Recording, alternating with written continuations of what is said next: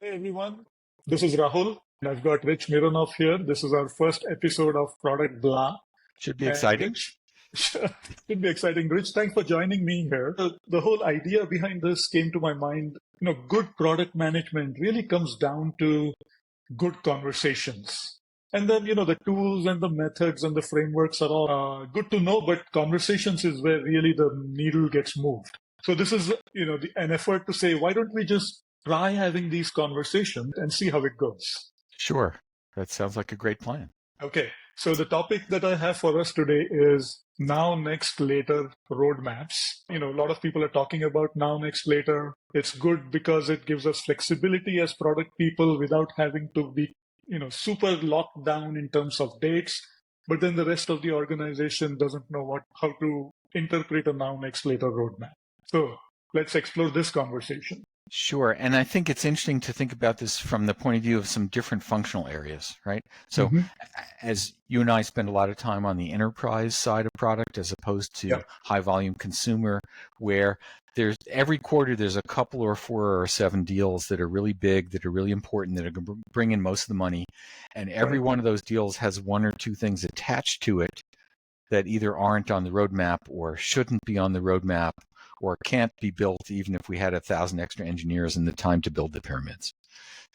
So what do we do when the sales team or the customer success implementation team comes back to us and wants us to commit to a thing, even though we're busy showing now, next, later roadmaps, and it's not the now, and honestly, we don't think it's the next or the later.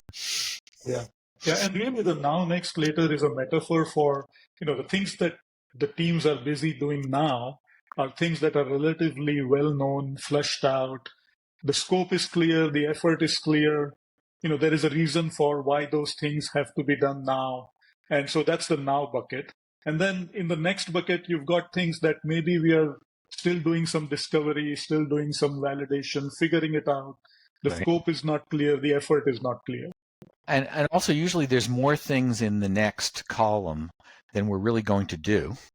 And we want to keep open in our heads the idea that if something more interesting comes along, if we have a big idea, if some event causes us to change our minds, the reason it's not committed, the reason there's no date attached, is because we reserve the right to swap things out or reverse the order or drop it entirely. It's later because we don't know when it is or if it is. Right. Yeah. And that also leaves the flexibility to, if there is a hard need by date for some specific customer commitment, that we can still accommodate those things rather than having everything buttoned down and having, dates set in stone for every single thing. That's right. But that can be really frustrating, maybe even infuriating to somebody who needs a commitment for a particular feature to close a really big deal, or needs a commitment by a particular date to do an implementation for something we've already sold. And so they're craving certainty, they're craving commitment, and they're craving hard dates, right? Yeah. I need it by September 15th, and it needs to do these 3 things. And why don't you understand how important this is? Yeah. Yeah, that's the emotion that you really described it very well. And so the 15-minute exercise where we explain why now, next, later isn't a promise for anything else just leaves those folks more frustrated, because we have this customer, they're hanging fire, they need this one little tiny fix to this one little API that they're only going to use for a few months, but it's $1 million deal. Yeah. So Rich, let's say you are the product manager, right? And we've got a customer success director saying, let's go through the roadmap. We've got an enterprise customer renewal coming up. We want to share our roadmap. And when they see now, next, later, and no dates, it's that frustration that comes up. So how do you address that?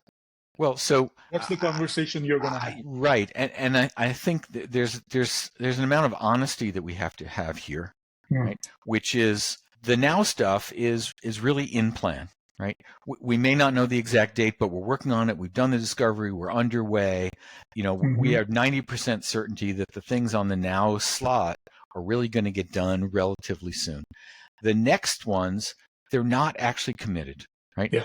We have not promised those things. I understand that you really want me to make that promise, but I'm not going to do that, right? The honest answer is you want a promise and you're not going to get one. So, we look for softer language there that says we aren't going to decide yet even what those things are. So we're not able to make a commitment today, and we may not be able to make a commitment for another month or two. And even after that, it may be one that we're not going to build. So what are our alternatives for this customer, right? Are there workarounds? Are there third-party products? Are there things we can do that are within the control of the implementation or customer success team? Because product's full. And so the question that comes up then is, well, without any timeframes, how do we manage expectations? Well, notice that what they want is they want an expectation that there's a hard date and a delivery, right? Yeah. So managing expectations is a really nice way to say, make the commitment that the customer wants by the date they need it. Just another phrase, right? So, managing expectations is to go back to that customer and to say, it's not in the roadmap today. Let's figure out what else we can do that's within your control or third-party control or customer success control to solve the problem, because it's not committed on the roadmap. Not what anybody wants to hear, right? But that's actually the fact.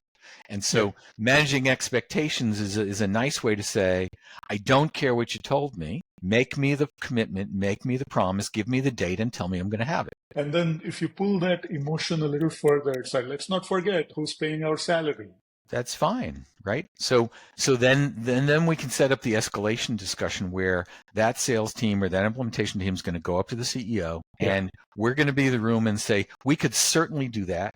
Here are the 4 things we're going to take off our roadmap, which you, the CEO, have promised the board, and you, the CEO, have promised the market, and we've announced and we've launched, right? The 5-pound bag, 10 pounds of requests. There's an exclusive or choice here that we're going to have to make.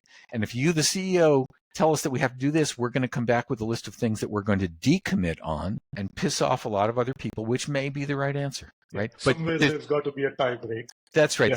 There's no free lunch. There's no team sitting around waiting for work to do. There's no excess. There's no slack. There's no white space. Beautiful. So we're going to keep it short. Yes. Right? And I know there's a whole lot of things that we can explore on these topics, but we're going to keep it short so that it sparks additional conversation, and let's see what comes back. Great. I'm excited.